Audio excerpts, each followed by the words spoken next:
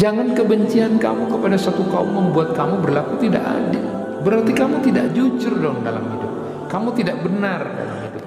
Anak buahnya misalnya, bawahannya, hanya karena dia berbeda dengan dia, padahal dia pantas, dia layak, tapi karena tidak disukai hanya tidak bisa, maka itu dia tidak berlaku adil. Adil itu justru akan mendekatkan dirinya kepada ketakwaan. Ketika dia justru tidak melakukan keadilan, maka dia menjauhkan dirinya kepada ketakwaan. Dan celaka orang yang kemudian datang berbicara, bercerita, padahal itu cuma dibuat-buat hanya untuk diketawain oleh orang. Wailullah, wailullah.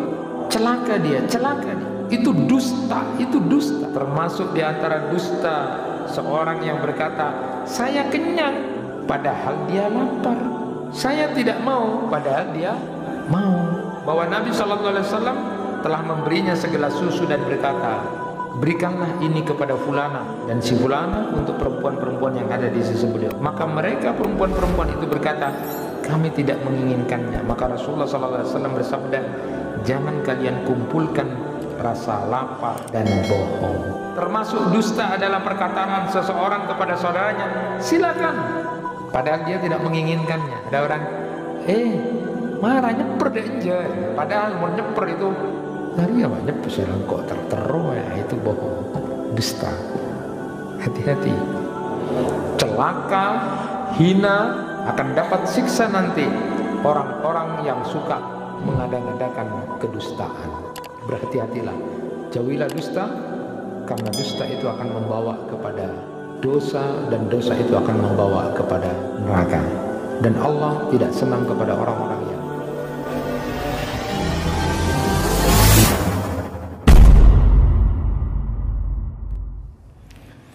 Assalamualaikum warahmatullahi wabarakatuh. Alhamdulillahilladzi hadana li hada wa ma kunna linahtadiya laula an hadana Allah. Asyhadu an la ilaha illallah wahdahu la syarika lah wa asyhadu anna Muhammadan abduhu wa rasuluh. Allahumma salli wa sallim ala nabiyyina Muhammadin wa ala alihi wa ashabihi ajma'in. Rabbi shrah li sadri wa yassir li amri wahlul 'uqdatam min lisani yafqahu qawli, amma ba'du. Bapak-bapak, ibu-ibu, jemaah kuliah maghrib yang dirahmati Allah, di hari Tasu'a ini, malam Muharram, 10 Muharram, Asyura besok, kita akan bahas tentang kaidah berikutnya, yaitu tentang kehinaan, kebinasaan, kecewa berat, besar sekali kecewanya bagi orang-orang yang suka mengada-ngadakan kedustaan. Kaidah ini diambil oleh Syekh Al-Muqbil di dalam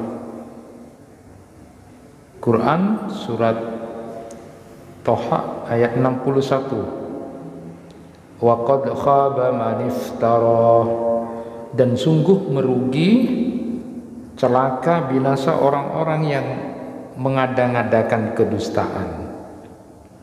Nah, kaidah ini disebutkan oleh beliau memang terkait dengan ceritanya Nabi Musa alaihissalam dengan Fir'aun pada waktu itu, yang sudah siap untuk beradu, ya, karena Nabi Musa itu dianggap mau mengusir Fir'aun gitu. Lalu kemudian mereka semua menganggap bahwa apa yang dilakukan Musa itu adalah sihir-sihir, padahal justru mereka lah yang sihir. Lalu kemudian ditantang oleh Fir'aun, lalu diterima. Baiklah, kita bertemu di hari raya yang besar gitu ya, semua orang bisa nonton, semua orang bisa menyaksikan nanti siapa yang benar di antara kita. Jadi lalu kemudian setelah itu Fir'aun menghubungi ahli sihir, para penyihir-penyihir ulung, untuk kemudian bisa bertemu dengan Nabi Musa dan beradu di situ. Siapa yang menang, siapa yang benar. Dan itu dipilih hari yang waktu sangat waktu duha. Jadi jelas nanti peristiwanya bagaimana. Kalau orang kan nyari malam itu ketemu kan supaya tidak terlalu kelihatan gitu.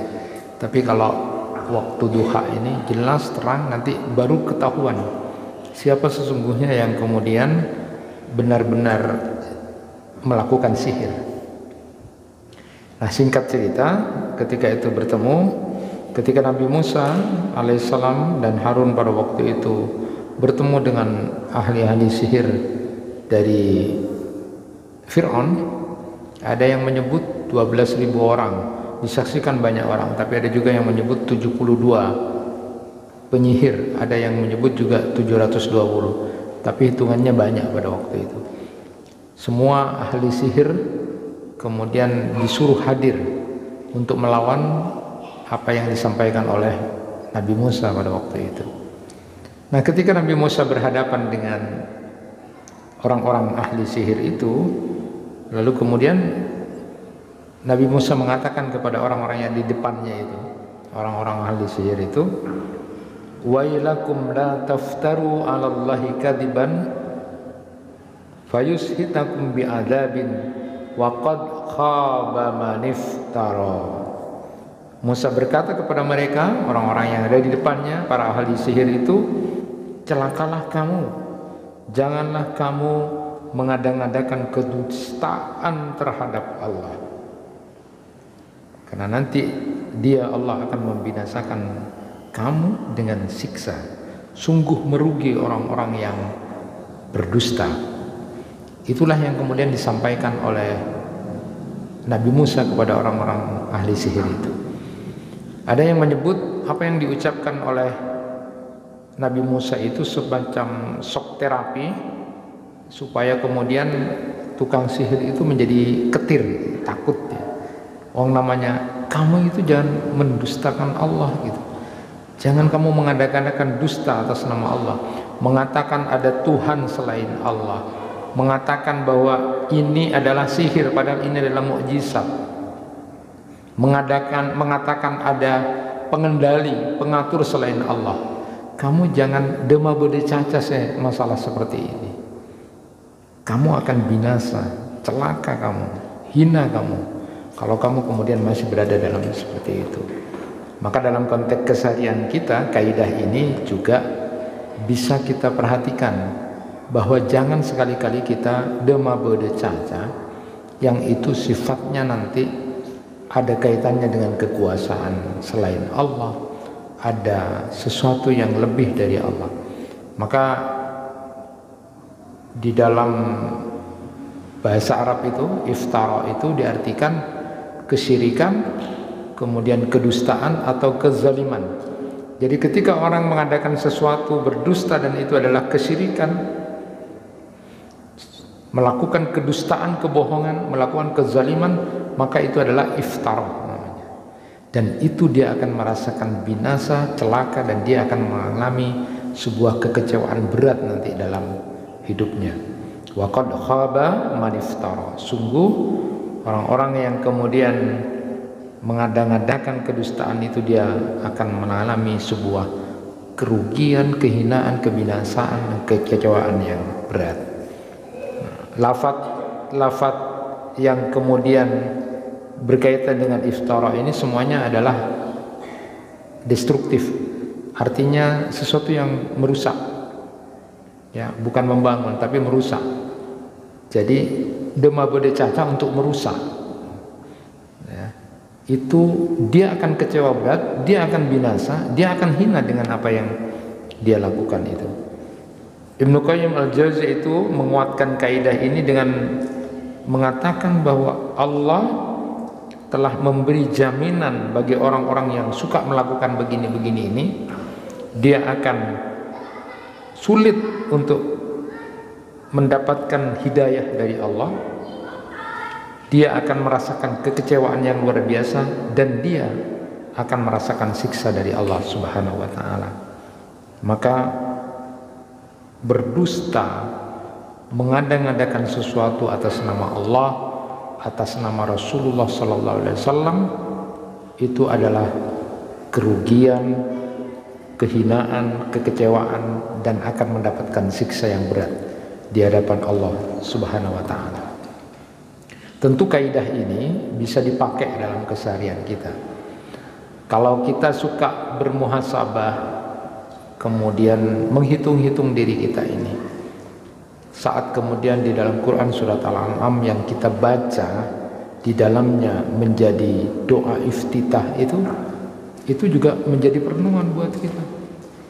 Ketika kita baca iftitah wajjahtu wajhiya lilladzi, itu sampai kemudian kalimat inna salati wa nusuki wa mahyaya wa mamati lillahi rabbil alamin. Sesungguhnya salatku, ibadahku, pengorbananku, hidupku dan matiku hanya untuk Allah. Ini setiap hari kita baca. Kalau kita sholat wajib minimal 5 kali itu. Kalau juga dengan sholat sunnah, seberapa kita sudah menepati apa yang kita ucapkan, tidak berdusta di hadapan Allah Subhanahu wa taala. Dan itu berat. Kita sudah berjanji kepada Allah, salatku ya Allah, kurbanku, ibadahku ini, bahkan disebutkan hidupku ini ya Allah, matiku nanti hanya untuk Engkau.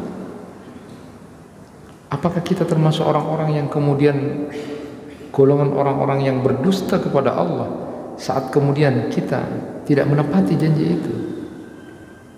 Ataukah kita anggap itu sebagai sebuah kata-kata, sebuah ritual saja, begitu saja? Tidak. Ini muhasabah buat kita, jemaah yang dirahmati Allah. Maka ketika saya sedikit membaca kitabnya Ibnu Rajab Al-Hambali, Lataiful Ma'arif, itu bab agenda tentang bulan Muharram, salah satunya yang dibahas di bab agenda apa yang kita lakukan di Muharram itu menarik, itu adalah menyambut kedatangan jamaah haji, yang kemudian ditulis di sini di kitab ini hukumnya sunnah. Jadi ketika ada orang datang safar, kita sambut, lalu kemudian kita salaman, lalu kita minta doa kepada orang yang selesai melaksanakan ibadah haji. Ini adalah bagian dari penghormatan, dan Rasulullah SAW juga selalu dihargai dengan seperti itu, disambut dengan pengharapan yang bagus. Tetapi yang menarik di dalam kitab ini, ketika membahas tentang tanda-tanda haji mabrur, tidak itu yang kita bahas. Ada sisi yang menarik ketika kemudian beliau mengingatkan ada 3 janji kita, ya. 3 janji itu, pertama adalah ketika kita berjanji kepada Allah Subhanahu wa taala pada waktu berada dalam kandungan ibu dulu. Jadi waktu di kandungan ibu dulu, di dalam Quran surat Al-A'raf ayat 172 itu disebutkan bahwa saat Allah mengeluarkan anak cucu Adam dari tulang punggungnya serta mengambil perjanjian dari mereka, Allah menulis perjanjian itu dalam sebuah lembaran, kemudian disimpannya di Hajar Aswad. Oleh karena itu ketika seorang menyentuh Hajar Aswad, dia mengucapkan, aku penuhi perjanjianmu denganmu ya Allah. Di dalam Al-Quran itu disebutkan, wa id akhadha rabbuka min bani adam min duhurihim dzurriyyatahum wa ashhadahum ala anfusihim alastu bi rabbikum qalu bala syahidna. Ini yang pertama. Jadi janji yang pertama kita kepada Allah pada saat di dalam kandungan itu ditanya, siapa Tuhanmu? Aku bersaksi bahwa Engkau adalah Tuhanku. Itu pertama. Yang kedua, saat Allah mengutus Rasulnya, mengutus Rasulullah SAW dan menurunkan kitabnya, menurunkan Al-Quran ini, itu janji kita kepada Allah Subhanahu wa taala. Dan yang ketiga yang disebutkan ini yang unik, diingatkan oleh beliau, seseorang ketika dia sudah berhaji, tatkala dia menyentuh Hajar Aswad, atau cukup dengan menandakan tangannya dari jauh, atau kemudian mencium Hajar Aswad atau tidak mencium Hajar Aswad itu, tapi dia dengan simbolis kemudian ingin mencium atau dekat dengan Hajar Aswad, pada dasarnya dia sedang memperbaharui baiatnya dan berjanji akan menepati janjinya yang dulu waktu dalam kandungan itu. Nah, disebutkan di dalam Quran surat Al-Ahzab ayat 23, minal mu'minina rijalun sadaqu ma ahadu alaihi. Di antara orang-orang mukmin itu ada orang yang menepati apa yang telah mereka janjikan kepada Allah Subhanahu wa taala. Jadi kenapa saya sampaikan ini? Karena orang yang sudah melaksanakan ibadah haji itu, kalau dia mabrur ya, tidak ada balasan kecuali surga.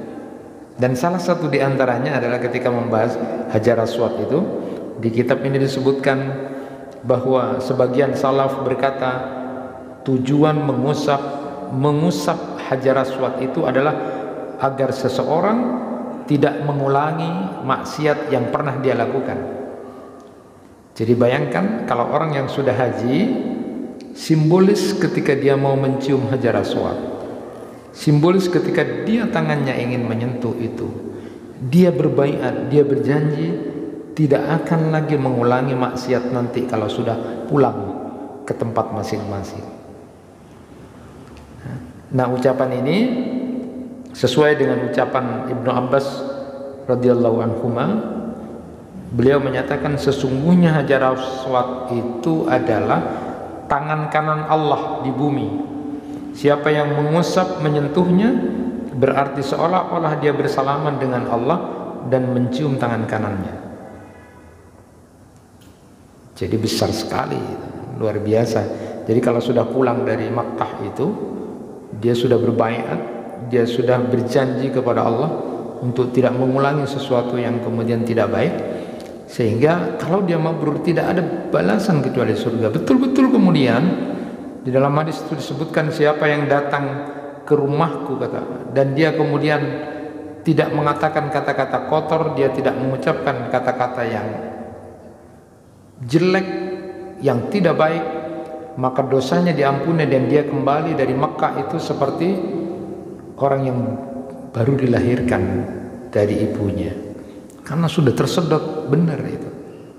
Nah, bayangkan kalau kemudian ribuan orang itu kembali dengan kesungguhan dan mendapatkan spiritual enlightenment itu, mendapatkan pencerahan spiritual yang luar biasa dari manasik yang dilakukan, itu luar biasa. Hanya kadang-kadang kita memang tidak banyak belajar tentang apa yang kita lakukan dalam manasik itu. Seharusnya mendalami tentang manasik itu dengan sungguh-sungguh, secara hakiki, ya. Lalu secara saintis juga, seperti ini yang sudah disampaikan. Paling tidak kata Ikrimah itu berkata, Hajar Aswad itu adalah tangan kanan Allah di muka bumi. Siapa yang tidak sempat berbaiat kepada Rasulullah SAW lalu berkesempatan mengusap rukun Hajar Aswad, seakan-akan dia telah berbaiat kepada Allah dan Rasulnya. Walaupun ini menjadi sebuah perdebatan, paling tidak ini yang menjadi menarik. Khusus nanti kita akan bahas bagian kecil dari dekat dengan Ka'bah itu adalah Hajar Aswad. Nah, jemaah yang dirahmati Allah, ketika kemudian mereka datang, agenda kita di bulan Muharram ini, kalau Sumeneb nanti datang insya Allah tanggal 20 atau 21 jamaah Kabupaten Sumeneb, nanti sudah siapkan skala prioritas untuk menyambut mereka. Ada juga disebutkan di sini orang yang bertemu dengan mereka sebelum mereka pulang sampai ke rumahnya, itu akan memberikan hal yang luar biasa karena keberkahan yang ada pada dirinya. Ada juga yang menyebutkan bahwa waktunya itu bukan cuma 40 hari, tapi sampai bulan Rabiul Awal 10 hari. Jadi itu ada sekitar 3 bulan. Silakan kalau mau minta doakan. Karena bagian dari meminta doakan itu, kalau yang pulang ini hajinya mabrur, maka ketika orang yang sudah melaksanakan ibadah haji ini dan ibadah hajinya sudah tergolong mabrur, maka ketika dia mendoakan orang yang datang, maka include di dalamnya. Ya, itu luar biasa. Makanya senang kalau ketemu orang yang haji itu sebelum pulang ke rumahnya. Jadi kalau bisa di asrama haji itu ketemu, itu luar biasa. Nah, jamaah yang dirahmati Allah, memang hal yang mendoakan seperti ini penting. Umar bin Khattab dulu pernah mendengar itu dari Rasulullah SAW. Nanti ada satu kelompok orang yang datang dari Yaman, ya, dan itu namanya adalah Uwais bin Amir. Nah, Uwais bin Amir ini dulu begitu sangat berbakti sama orang tuanya, ya. Dari saking sangat berbaktinya kepada orang tuanya, dia setiap berdoa dikabulkan, sangat mustajabah doanya itu. Uwais bin Amir ini, dia pernah sakit kulitnya sakit semuanya, lalu kemudian sembuh, tinggal sedikit saja. Nah, ketika suatu saat Amirul Mukminin zamannya Umar bin Khattab itu pernah mendengar apa yang disampaikan oleh Rasulullah SAW itu, lalu ketika ada rombongan dan ditanya, ini dari Yaman, iya, mana orang yang bernama Uwais bin Amir itu? Lalu kemudian ditanya, ini, oh iya, ditanya, kamu dulu pernah sakit kulit terus kemudian sembuh? Iya. Kamu dari Yaman ini? Iya. Kamu punya ibu yang kamu berbakti kepada ibumu? Iya. Lalu kemudian Umar, tolong dong doakan aku. Umar itu, sekelas Umar minta kemudian agar diampuni dosanya, didoakan oleh Uwais bin Amir ini. Lalu kemudian berdoa, mudah-mudahan kau diampuni dosanya oleh Allah Subhanahu wa taala. Itu Umar bin Khattab. Jadi kita ini boleh meminta doa kepada orang, ya, kita anggap lebih dari kita, lebih baik dari kita, boleh. Dan itu serius, bukan cuma doa lagi ya, ya minta sukses gitu. Tapi paling tidak dengan simbol, ya beneran, tolong dong didoakan. Nanti orang yang haji itu begitu juga, jemaah haji datang, boleh bersama, boleh juga secara khusus. Karena ini adalah bagian dari penyambutan kita dan include-nya kita, keberkahan dari orang yang sudah melaksanakan safar itu. Nah, jemaah yang dirahmati Allah, kembali kepada kaidah kita kali ini, bahwa lawan dari orang yang berdusta itu, atau sesuatu yang kemudian bertentangan dengan kedustaan itu, adalah menjadi orang jujur. Nah, makanya di dalam kitabnya Al-Khalafi itu, Syekh Al-Khalafi itu, bahwa menjadi orang yang jujur itu luar biasa, akan menjadi orang yang dicintai oleh Allah Subhanahu wa taala. Dan kelompok orang-orang yang shadiq ini, yang siddiq ini, adalah orang-orang yang nanti betul-betul akan bersama dengan Allah Subhanahu wa taala. Beliau lalu memberikan gambaran bahwa jangan sekali-kali kita menjadi orang yang suka berdusta. Jangan sekali-kali kita kemudian suka mengada-ngada sesuatu yang tidak ada, bercerita sesuatu yang tidak ada ceritanya, yang itu mengandung unsur kesyirikan, unsur kezaliman, unsur kedustaan. Karena orang yang tetap melakukan itu, maka dia akan mengalami kehinaan, dia akan mengalami kebinasaan dalam kehidupannya, dan dia akan mengalami kekecewaan yang sangat berat nanti. Maka lawan dari kemudian suka berdusta atau berbohong itu adalah menjadi orang yang jujur, yang sweet. Bahasanya kalau orang Madura itu paratu. Jadi bahasanya itu apa yang dia ucapkan benar dan dia lakukan. Dia sweet. Orang-orang yang seperti inilah yang kemudian dicintai oleh Allah Subhanahu wa taala. Di dalam kitabnya Ahbabullah itu disebutkan, jujur dalam berbicara itu termasuk dari sifat Allah. Sebagaimana firman Allah Subhanahu wa taala, "Wa tammat kalimatu rabbika sidqan wa adla." Telah sempurnalah kalimat Rabbmu, Al-Qur'an, sebagai kalimat yang benar dan adil. Maka Allah Subhanahu wa taala senantiasa berkata yang hak, sebagaimana firman-Nya, qala fal haqqu wal haqq aqul. Allah berfirman, maka yang benar adalah sumpahku, dan hanya kebenaran itulah yang kukatakan. Jadi menjadi orang jujur, menjadi orang yang benar dari apa yang dia katakan dan lakukan itu adalah merupakan sifat Allah Subhanahu wa taala. Kemudian juga disebutkan yang kedua, benar dalam bicara juga termasuk sifat para malaikat al-muqarrabin.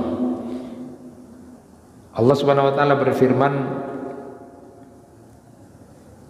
falamma ja'a lutin mursalun qala innakum qaumun munkarun qalu bal ji'naka bima kanu fihi yamtarun wa atainaka bil haqqi wa inna lasadiqun.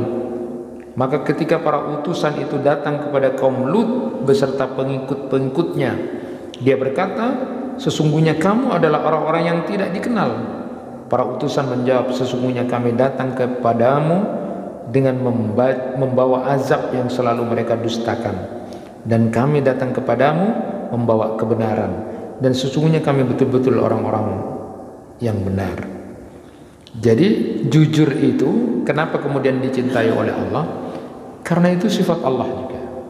Yang kedua, para malaikat muqarrabin itu jujur. Begitupun kemudian benar dalam berbicara, jujur dalam berbicara itu termasuk sifat para nabi dan rasul. Sebagaimana firman Allah, wadhkur fil kitabi Idris innahu kana siddiqan nabiyya. Dan ceritakanlah hai Muhammad kepada mereka kisah Idris yang tersebut di dalam Al-Quran. Sesungguhnya dia adalah orang yang sangat membenarkan dan seorang nabi. Dan banyak lagi ayat-ayat lain. Yang keempat, benar, jujur dalam bicara itu adalah sifat orang-orang yang beriman sejati. Allah berfirman, innamal mu'minuna alladzina amanu billahi wa rasulih summa lam yartabu wa jahadu bi amwalihim wa anfusihim fi sabilillah ulaika humus shadiqun. Sesungguhnya orang-orang yang beriman hanyalah orang-orang yang beriman kepada Allah dan Rasulnya, lalu mereka tidak ragu-ragu dan mereka berjihad dengan harta dan jiwa mereka pada jalan Allah. Mereka itulah orang-orang yang benar. Jadi luar biasa, Allah, para malaikat, para nabi dan rasul, lalu kemudian orang-orang beriman itu adalah orang-orang yang siddiq, orang-orang yang jujur. Maka lalu Allah Subhanahu wa taala memerintahkan orang-orang yang beriman untuk selalu bersama orang-orang yang jujur. Allah memerintahkan kita ini untuk bersama orang-orang yang jujur, orang-orang yang benar. Ya ayyuhalladzina amanu taqullaha wa kunu ma'as shadiqin. Wahai orang-orang yang beriman, bertakwalah kepada Allah dan hendaklah kalian bersama orang-orang yang dalam hidupnya ketika dia menjadi seorang pemimpin misalnya. Wala yajrimannakum sana'anu qaumin ala alla ta'dilu i'dilu huwa aqrabu littaqwa. Janganlah kebencian kamu terhadap satu kaum mendorong kamu untuk berlaku tidak adil. Berlaku adillah, karena adil itu lebih dekat kepada takwa. Jadi kita diperintahkan oleh Allah bukan hanya kepada orang-orang yang sama-sama beriman, bahkan orang yang kemudian kita benci pun ya harus tetap baik, harus tetap adil. Jangan karena kita tidak suka lalu kemudian kita tidak berbuat adil. I'dilu wa aqrabu littaqwa. Karena benci beda aliran, beda ormas, lalu kemudian tidak bersikap adil. Bahaya itu. Padahal dekatnya orang itu kepada ketakwaan adalah karena perilaku adilnya. Ada orang yang tidak melakukan anak buahnya misalnya, bawahannya, hanya karena dia berbeda dengan dia, padahal dia pantas, dia layak, tapi karena tidak disukai hanya tidak bisa, maka itu dia tidak berlaku adil. Padahal adil itu justru akan mendekatkan dirinya kepada ketakwaan. Ketika dia justru tidak melakukan keadilan, maka dia menjauhkan dirinya kepada ketakwaan, dan itu tidak menasa. Jangan kebencian kamu kepada satu kaum membuat kamu berlaku tidak adil. Berarti kamu tidak jujur dong dalam hidup. Kamu tidak benar dalam hidup. Sebaliknya Allah Subhanahu wa taala melarang orang-orang yang beriman untuk berdusta. Sebagaimana firman-Nya, fajtanibur rijsa minal awan wajtanibu qaulaz zur.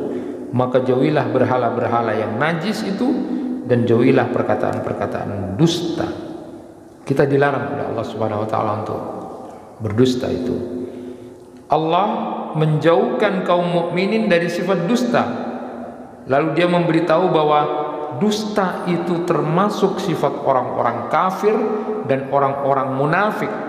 Sebagaimana firman Allah, innama yaftaril kadhiba alladziina la yu'minuna biayatillah wa ulaika humul kadzibun. Sesungguhnya yang mengada-ngadakan kebohongan hanyalah orang-orang yang tidak beriman kepada ayat-ayat Allah, dan mereka itulah para pendusta. Jadi orang-orang yang suka berbohong, orang-orang yang suka berdusta itu adalah tipikalnya sama seperti tipikal orang-orang kafir dan orang-orang munafik. Sifat dusta itu adalah sama seperti orang-orang kafir dan munafik. Maka lalu kemudian Allah Subhanahu wa taala mengingatkan untuk tidak menjadi seperti itu. Dan kita sudah paham di dalam hadis Nabi yang sudah masyhur, ayatul munafiqi salasun, idza haddasa kadzaba wa idza wa'ada akhlafa wa idza tumina khana. Tanda-tanda orang munafik itu ada 3. Apabila dia bicara dia berdusta, apabila dia berjanji dia ingkari, dan apabila diamanati sesuatu dia berkhianat.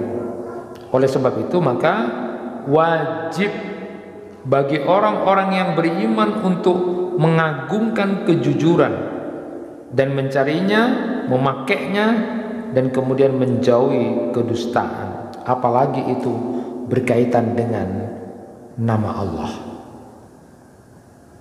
Maka kaidah tadi dipakai, jangan kamu mengadakan kedustaan. Kalau dalam kedustaan itu mengandung kebohongan, mengandung kesyirikan, mengandung kezaliman. Bahkan nanti disebutkan ada orang yang berbohong, bercerita hanya untuk dilucu-lucuin, hanya untuk diketawain orang, lalu kemudian dia bercerita sesuatu yang tidak ada, atau sesuatu yang sebenarnya tidak ada, direkayasa untuk diketawain orang, untuk menjadi lucu. Itu juga dusta luar biasanya. Jamaah yang dirahmati Allah, maka tentu kemudian setelah beliau memberikan gambaran tentang orang-orang yang diharuskan jujur dalam kehidupannya, lalu beliau memberikan peringatan, janganlah kita berdusta. Pertama yang beliau sebutkan dalam kitab Ahbabullahnya itu berkaitan dengan jangan menjadi orang berdusta itu, kejujuran 2 orang yang saling berjualan akan menjadi sebab turunnya berkah bagi mereka. Tapi sebaliknya ketika berbisnis, berdagang tapi tidak jujur, maka tidak akan ada keberkahan di situ. Kemarin sudah kita bahas orang yang bersumpah demi Allah untuk melariskan dagangannya itu. Maka kalau itu bisa melariskan, oke, tidak ada masalah, tapi tidak akan berkah. Tapi kalau dengan sumpahnya itu ternyata dia berbohong dalam bisnis atau dagangannya itu, dia bersumpah demi Allah, dia bohong, maka dia sudah bersumpah atas nama Allah, dan itu akan mendapatkan kehinaan dengan kebohongan apa yang dia sumpahkan itu. Maka jangan kemudian kita menjadi orang yang berdusta di dalam janji dan sumpah kita.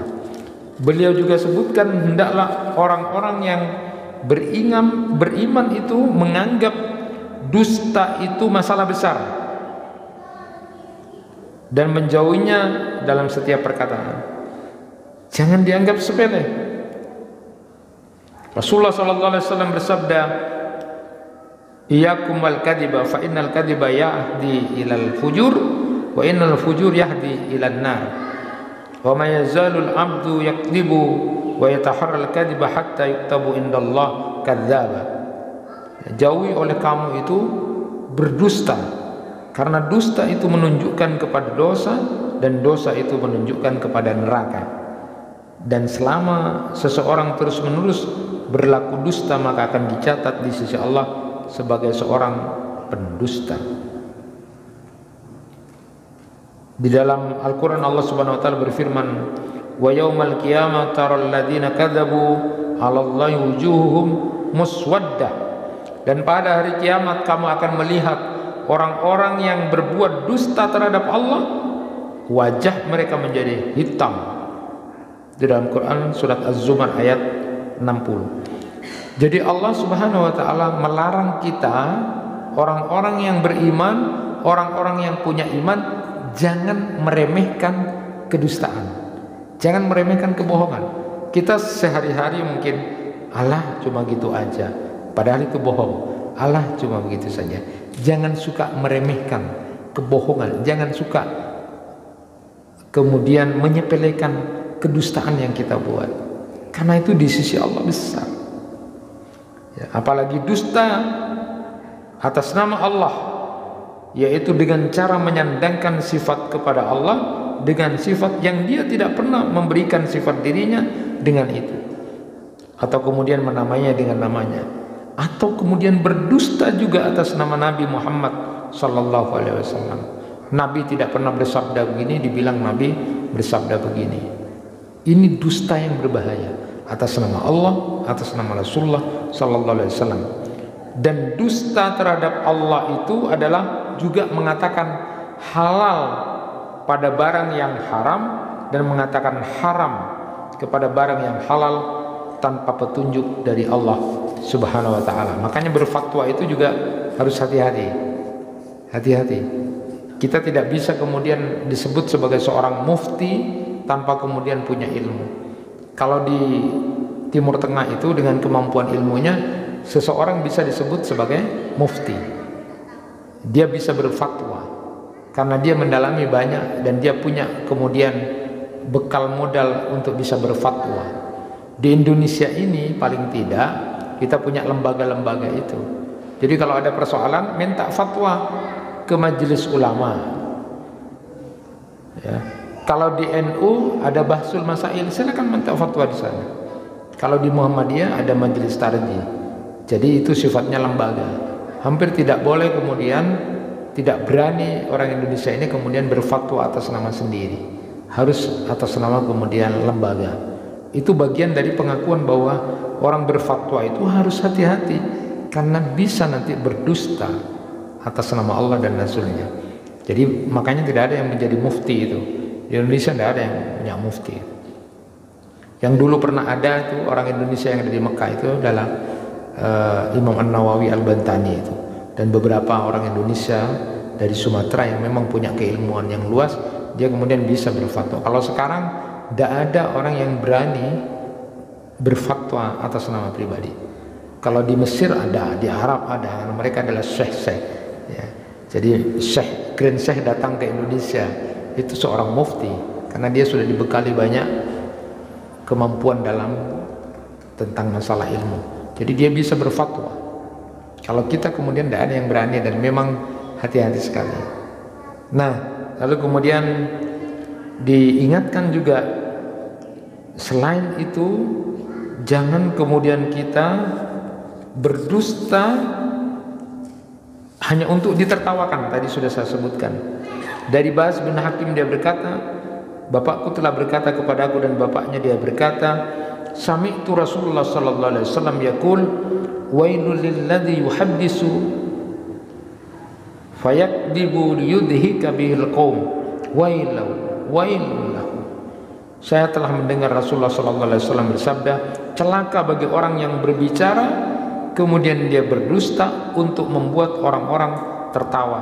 Celaka dia, wailul lahu. Celaka orang yang kemudian datang berbicara, bercerita, padahal itu cuma dibuat-buat hanya untuk diketawain oleh orang. Wailul lahu. Itu dusta. Orang yang berbicara dusta, bohong hanya untuk diketawain, maka itu akan membuat dirinya celaka. Dari itu saja, itu kecil itu. Kadang-kadang kan kita sering begitu. Kecil, ternyata itu diingatkan jangan. Termasuk di antara dusta seorang yang berkata, saya kenyang, padahal dia lapar. Saya tidak mau, padahal dia mau. Dari Asma binti Yazid anna Nabi sallallahu alaihi wasallam nawala qadaha laban wa qala nawi fulana wa fulana liniswatin indahu faqulna la nastahi faqala la taj'amna ju'an wa kadiba. Bahwa Nabi sallallahu alaihi wasallam telah memberinya segelas susu dan berkata, berikanlah ini kepada fulana dan si fulana untuk perempuan-perempuan yang ada di sisi beliau. Maka mereka perempuan-perempuan itu berkata, kami tidak menginginkannya. Maka Rasulullah SAW bersabda, jangan kalian kumpulkan rasa lapar dan bohong. Jadi ini kecil loh Pak, tapi ini diingatkan oleh Nabi. Jangan bicara sudah kenyang padahal lapar. Jangan mengatakan tidak mau padahal mau. Ini kan kecil ya, tapi diingatkan. Sebagian salaf kemudian berkata, termasuk dusta adalah perkataan seseorang kepada saudaranya, silakan, padahal dia tidak menginginkannya.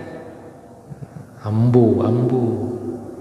Ada orang, marah nyeper deh enjoy, padahal mau nyeper itu tak seneng bu, tapi dia bilang marah nyeper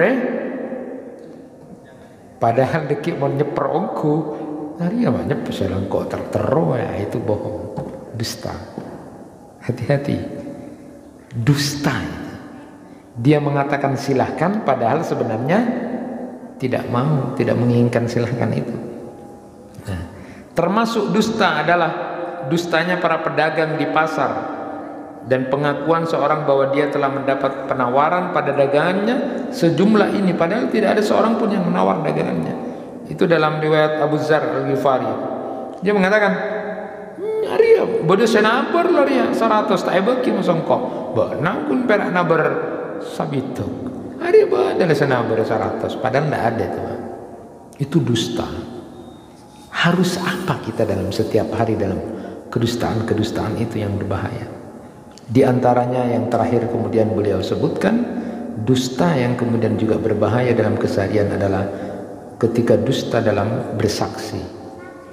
Kita bersaksi dan kita tahu sesuatu dan itu ada di pengadilan, lalu kita berbohong dengan apa yang kita saksikan. Betapa ternyata kedustaan-kedustaan yang tidak disukai di dalam ajaran agama kita dalam keseharian tanpa kita sadari sering kita lakukan. Maka kembali kepada kaidah yang kemudian disebutkan di pertama itu adalah celaka, hina, akan dapat siksa nanti orang-orang yang suka mengada-ngadakan kedustaan.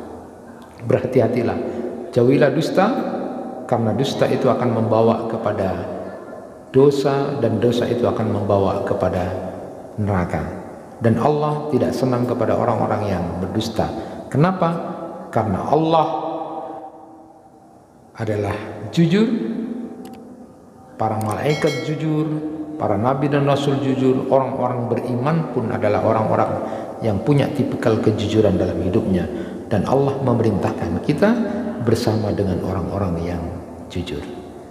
Mudah-mudahan kaidah ini bisa kita terapkan dalam kehidupan kita sehari-hari dan kita jujur dengan apa yang kita katakan, apa yang sudah kita lakukan, termasuk janji kita, inna salati wa nusuki wa mahyaya wa mamati lillahi rabbil alamin. Sambut saudara-saudara kita nanti yang datang dari haji, karena mereka sudah berbaiat, hajar aswadnya sudah, kita ingatkan bahwa mereka berada dalam keberkahan Allah, sehingga nanti kita memohonkan doa agar diampuni dosa-dosa kita juga atas kemudian izin dari Allah Subhanahu wa taala. Itu yang bisa disampaikan, mudah-mudahan bermanfaat. Subhanakallahumma wa bihamdika asyhadu an la ilaha illa anta astaghfiruka wa atubu ilaik.